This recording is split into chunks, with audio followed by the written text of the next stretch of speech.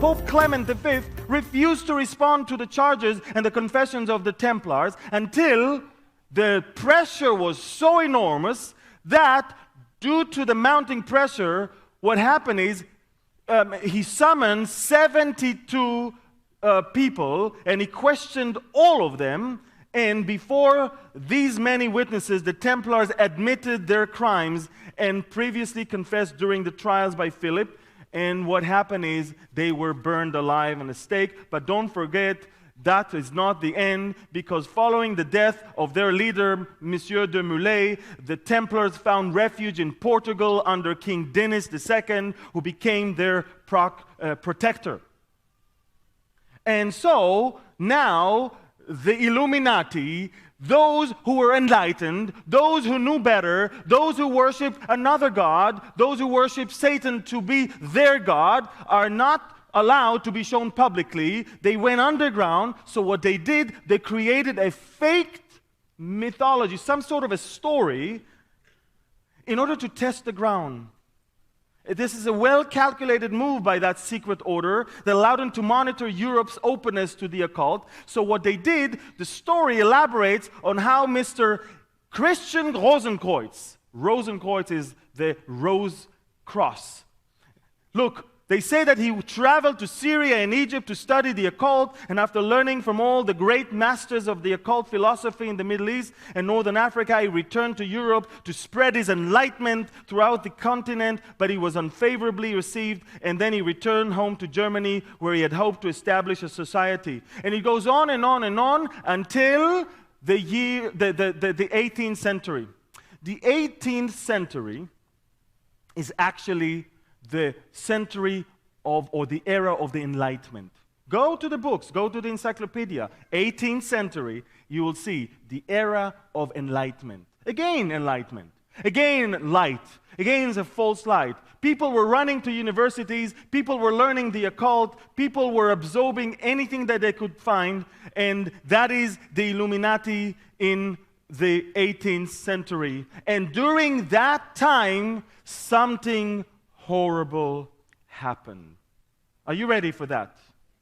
Two people born 2 different years in Germany, one in Frankfurt, one in Ingolstadt in Germany. And amazing how much Germany pumped so much evil at that time in history. And I want you to understand that at that time there was a Jewish man called Amschel Moses Bauer. Mr. Bauer was so humiliated by the German non-Jews. Jews at that time were not even allowed to walk freely with every other person.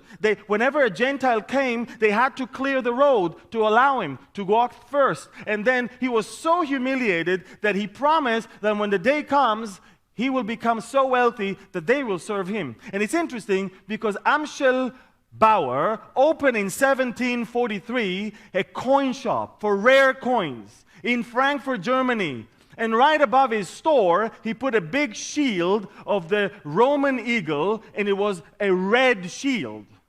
And it was known to be the Red Shield firm. Rothschild in German, the Rothschild. That's how they began. Mr. Amschel Moses Bauer. Of course, he died, but not before that. His son, Meyer Amschel Bauer, was able to study, to be excellent, to be super in his intelligence. You know, Jewish people in those days were so smart. They had to be, because they were a minority. They were afraid that they would be stepped on by all the others. In order to survive, they had to show excellence. And he studied, and he was an excellent person. And he went up in the ladder, so much so that some of the people that were hiring him actually introduced him to the king of Germany of that time, and to the kings of Europe of that time. And he befriended them, and he started working with them to create a banking system, world banking system. And he learned the art of making money and mostly loaning money to people. But then he realized that loaning money to the individual is not making much money. Actually, loaning money to governments, to leaders, that's the big money. And that's how he started. And when he had acquired enough money, he went back to Frankfurt and he bought his father's shop, and he called himself from now on Mr. Meyer Rothschild. And that's how the Rothschild family was born. Bear in mind, they had no relations to their Jewish roots. They never counted themselves Jews at that time. Mr. Meyer was so enlightened that he never counted himself a Jew. He counted himself illuminated. He counted himself as a servant of Satan to bring about world domination and one world government. He could care less if the Jews are going to die because of it or not. He could care less what the consequences on the... That's why Jesus said, by the way, in Revelation chapter 3, it says, be aware of those who say that they are Jews, but they're actually not. They are the synagogue of Satan, the Bible says. And so you need to understand that we have Meyer Rothschild, determined to take over the world with his wealth. By the way, he gave birth, not him, his wife, to 5 sons, and he placed every son in a different city in Europe. One went to Vienna, one went to London, one went to Naples, and of course, one was in Paris, and he himself stayed in Frankfurt. And the interesting thing about it is that those sons even were better than their father in making money. And I'll teach you how. But before that, I want you to know that before he died, he made sure that his plan will be carried out by someone who's very sophisticated. At the time, in February 6, 1748, Mr. Adam Weishaupt was born in Ingolstadt, Bavaria. Influenced by the French philosopher Voltaire, he actually started looking into the occult, and he said in 1776 he founded the first Illuminati order. Up until now, all the Illuminati were never calling themselves Illuminati. They were just illuminated, they were just enlightened, but they never used the word Illuminati. In 1776, on May 1st, the first time an organization calls himself officially Illuminati and opened his first lodge. And Mr. Meyer Rothschild is giving him the money and is sitting with him and plotting how his money and this man's teaching are going somehow to take over the whole world. Mr. Hauptstadt was actually a Jesuit priest who was actually leaving his faith in God and ready to take over the world because of his influence by the occult. And somehow, at some point, the messenger that carried the secret writings of the Illuminati died along the way, and the documents were found, and they were published, and the whole world were roaring because of the fact that there is a group of people that is now plotting to take over the world. Now Meyer, Rothschild, and Hauptstadt actually knew that they cannot really write who they are. They wanted to disguise as if it's a Jewish plot to take over the world, and they wrote it in a way that whoever finds it will actually accuse the Jews for that. And that is exactly what happened. Jewish people were accused all around Western and Eastern Europe, and thousands of them died in attacks. Now, before he died, Mr. Rothschild told his son 3 things. 1, whenever you have a job, an important position in our family's business, only you should be there. Don't let any foreigner take that position. If your daughter is marrying someone else, he cannot be in that position. Only direct bloodline. 2nd, he told them, marry second-degree cousins. Don't intermarry with others. We need to keep the wealth within our own bloodline. 3rd, he said, never give any account to anyone about what you have and how much you have. Up until today, there is no document that specifies how much the Rothschild family really owns. They all keep his commandments very well. And so, Mr. Meyer Rothschild died, and now his sons are all over Europe. But there's only one problem. They're all over France, all over Germany, all over England, all over Belgium, all over. Only the Russians are not allowing them a footstep in their territory. That's why the Rothschilds, with the Illuminati right now, are now plotting to kick this Tsar of Russia out. How? You just have to train some people with the new theory called what? Marxism. It's called what? communism, and then you send them in, and a revolution takes place, and the Tsar is out. And now we control that part also. You must understand, the Illuminati is controlling the world in a way that that is not really showing any allegiance, they're not somehow loyal to a particular thing. For them, it's a double talk. For them, every force tends to have an opposite counterforce. The conflict between the two results in a new situation. You see, every thesis must have an antithesis, and that brings the synthesis. You understand that? And then, of course, that's how the synthesis is helping them. The insertion, you have to understand, this is a double talk and a double think. That's how they do. They feed the world of wealth, and they feed the communists, and at the same time they can oppress these and oppress those and make sure there are wars, and they give money to this side of the war. They gave money to the French Revolution. They gave money to the Civil War in America. They gave money to both sides in World War I. They gave money to both sides on World War II. They gave money to both sides in the Cold War. They always supported two sides because it served their interests. It is the thesis and the antithesis, and they wanted the synthesis. And remember that. And so, we're coming to that point where Rothschild is very strong. His son is Nathan Rothschild. He's the one who is placed in England. Have you ever heard the name Waterloo? Have you ever heard the name ABBA, the band, the Swedish band? Have you ever heard the song Waterloo? Never mind.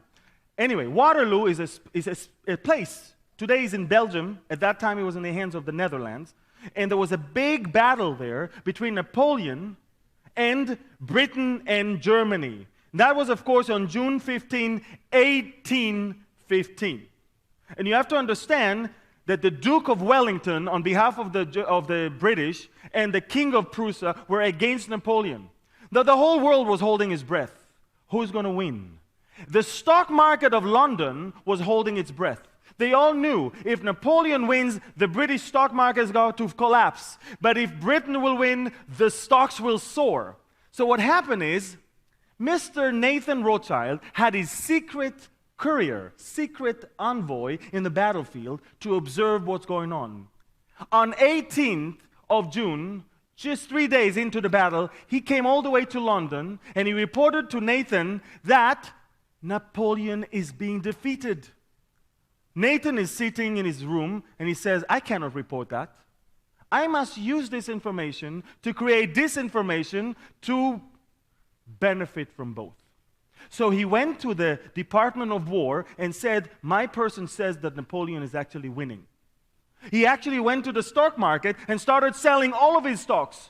So all the traders thought, wow, if Nathan Rothschild, that wealthy man, is selling all of his stocks, we're losing the battle. Everybody started selling all their stocks. The stocks plunged a penny for the dollar. And just 10 minutes before the messenger, the real messenger of the fight, came to report their victory, Nathan Rothschild bought all the stocks. And immediately, he was the wealthiest man in England, and he bought the Bank of England of that time. His brothers and his descendants now moving to New York, and they bought the Central Bank of America. And the Federal Reserve today is not the Federal Reserve which you think as a Central Bank of America. It is a privately owned bank by the Rothschild family. And you probably don't even know that. So we're coming to the point where we have to remember that we're dealing with superpowers of people. The Bavarian Illuminati is no longer there. Now, we're entering into the 19th century, and a new organization was born. Now, you have to understand. The Freemasons started in 1717 in London. They were not a bad organization. They were actually the guilds of the builders who were in Europe at that time. They were building cathedrals and churches and hospitals, and there were a bunch of people who wanted to just sit together and maybe do something good with their money. The problem was that whenever the real Illuminati was banned, they decided to infiltrate into the ranks of the Freemasons and take a ride on them. And that is exactly what happened. And now, from 1801 and on, all Freemason lodges are actually Illuminati lodges. All of them. Therefore, you see that the leader of them, the Grand Commander of the Supreme Council, the 33 degree in the Masons level, he's the one who wrote in his book, Lucifer, the Light Bearer. He is the one who bears the light, doubt it not. In fact, another lady, Russian lady, who was 32nd degree in the ancient primitive rite of England, in that Freemason, she wrote, "It is Satan who is the God of our planet and the only God. Satan, or Lucifer, represents the centrifugal energy of the universe, this ever-living symbol of self-sacrifice for the intellectual independence of humanity." And now we enter into the 20th century. Ladies and gentlemen, Albert Einstein was an amazing, brilliant person, and he sensed in his brilliance that something is terribly wrong. Albert Einstein wrote, "The minority, the ruling class at present, has the schools and the press and even usually the church as well, and under its thumb. And this enables it to organize and sway the emotions of the masses and make its tool of them." Today, in the 20th century, the Illuminati formed itself now into a cartel of international bankers, industrialists based mostly in Western Europe and in North America. The names of certain families you all know is the Rothschild and the Rockefeller, Morgan, Lazard, Walburg, Schroeder, and Schiff. By the way, only 3 are Jewish families. All the rest are not. In fact, one of them is Chinese, the family of Li. And I know that you may not know that, but they started creating organizations. The Council of Foreign Relations in 1921, the Bilderbergers in 1954, the Club of Rome in 1968, the Trilateral Commission in 1973, the Freemasons are saturated by the Rothschild, the Rotary, the YMCA, and so many Christians innocently belong to those organizations, not knowing that they are saturated, they are filled with Illuminati in their highest levels. David Rockefeller himself, in a Bilderberger meetings on June 1991, said, "It would have been impossible for us to develop our plan for the world if we had been subjected to the lights of publicity during those years. But the world is now more sophisticated and prepared to march towards a world government. The supernatural sovereignty of the intellectual elite and world bankers is surely preferable to the national auto-determination practiced in past centuries." David Rockefeller, in his own biography, memoirs, wrote in page 405, "Some believe that we, the Rockefeller family, are part of the secret cabal working against the best interests of the United States, characterizing my family and me as an internationalist and of conspiring with others around the world to build a more integrated global political and economic structure, one world, if you will. If that's the charge, I stand guilty and I'm proud of it." That's what he himself said. And you know, one of the congressmen in the 1970s exposed it. He said in a speech, Congressman Larry McDonald, he says, "The drive of the Rockefellers and their allies, it is to create a one-world government combining super capitalism and communism under the same tent, all under the control. Do I mean conspiracy? Yes, I do. I am convinced there is such a plot, international in scope, generations old in planning, and incredibly evil in intent." And you know what? Mr. McDonald boarded a Korean Airlines flight, a 747 flight, and he shot down by the Soviets. The whole plane. They killed all the passengers just so they can get him. Isn't that amazing? You know, in the 20th century, they came out to light. In 1980, they erected in Georgia the Georgia Guidestones, in which the Illuminati wrote all of their guidelines, the 10 commandments of them. And the first commandment, just look at how the Guidestones look like, in several languages, even in Hebrew and Arabic and English and Chinese. And what they wrote there on the stone is, the first one is maintaining humanity under 500 million people. They declare, we're too many people on this planet. We need to lower the number in order to have quality of life. How do you do that? You create wars. You say, look, this is what he said about you. You say to this one, look, this is what he said about you. You start a war between them. Then you give money to this side, and you give money to this side, and they kill each other, and they fight. And 6 million Jews are dying here, and 12 million people are dying there. And it doesn't matter because we have to reduce the planet to 500 million. We are too many. Right now we're over 6 billion. Can you imagine what they're planning? Can you imagine the scope of what they are planning for us in the near future? We're too many people. By the way, I read at least 80 different quotations of leaders, of bankers, of media people that are all saying we're too many people. Unbelievable. Can you imagine? And on the base of that sculpture, there was a stone, and it says that the sponsors of that sculpture is a small group of Americans who seek the age of reason. And I was wondering, what is the age of reason? And when I Googled, I found that the Age of Reason is actually a book written by Thomas Paine, and he's a man who was a deist. He believed that the Bible is consisted of mythology and had value only as a piece of literature, but has no divine inspiration at all. Ladies and gentlemen, they came out in the open once again.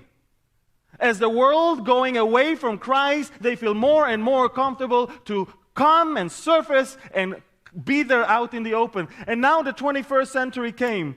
In a New Scientist magazine, October 19 of 2011, they found out that the most of the wealth of the world is actually held by 1,300 companies. But if you really go and dig deep, only 147 companies are so tightly knit together that they control 40% of the world fortune.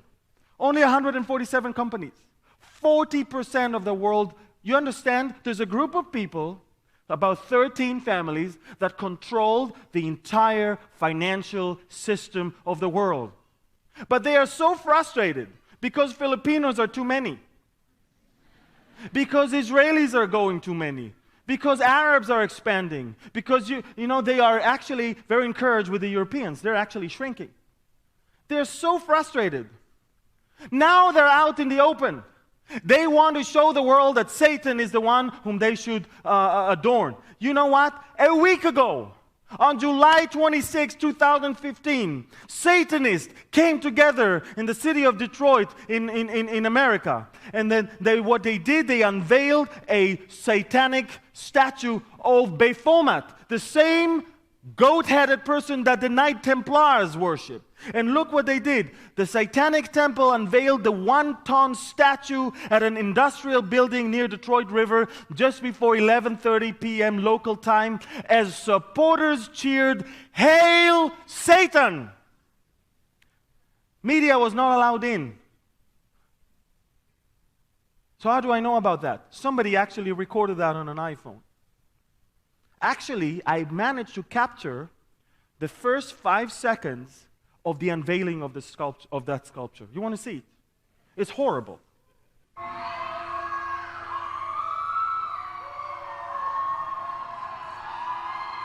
It's not even funny. It is sickening. People, you should have seen the people that were walking into that place, all dressed in suits. What you saw on the stage is actually those who were dancing before the people. But they were all the elite of America of that time. Actually, they told the media one thing, all the media went there, and they texted the people, now go to the other place, and secretly all of them went to the other place without media coverage, and I got it from somebody's iPhone.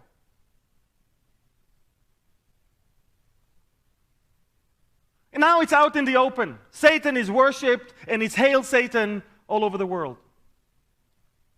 Psalm 2 says, "Why do the nations rage and the people plot a vain thing? The kings of the earth set themselves, and the rulers take counsel together against the Lord and against his anointed one, saying, let us break their bonds in pieces and cast away their cords from us." People don't want God. They want to break that cord, break those chains. They think that God is putting them in chains. They want to be free from God, and this is who they want to worship.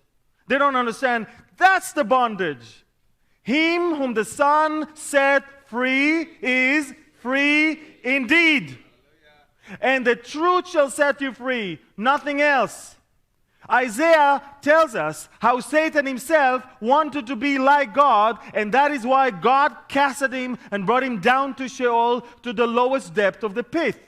And so how do you think they communicate all of their things to the public? Through what we call esoteric symbols. Symbols that only certain people can understand.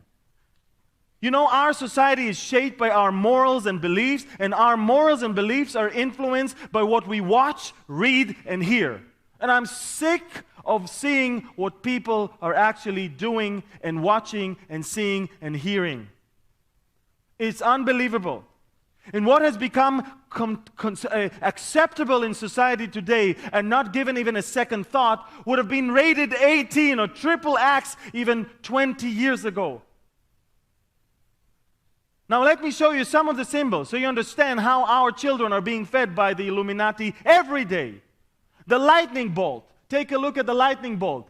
Lucifer thrown from heaven. Look at Lady Gaga showing the lightning bolt. Look even the Nazis that are putting the SS as the lightning bolt.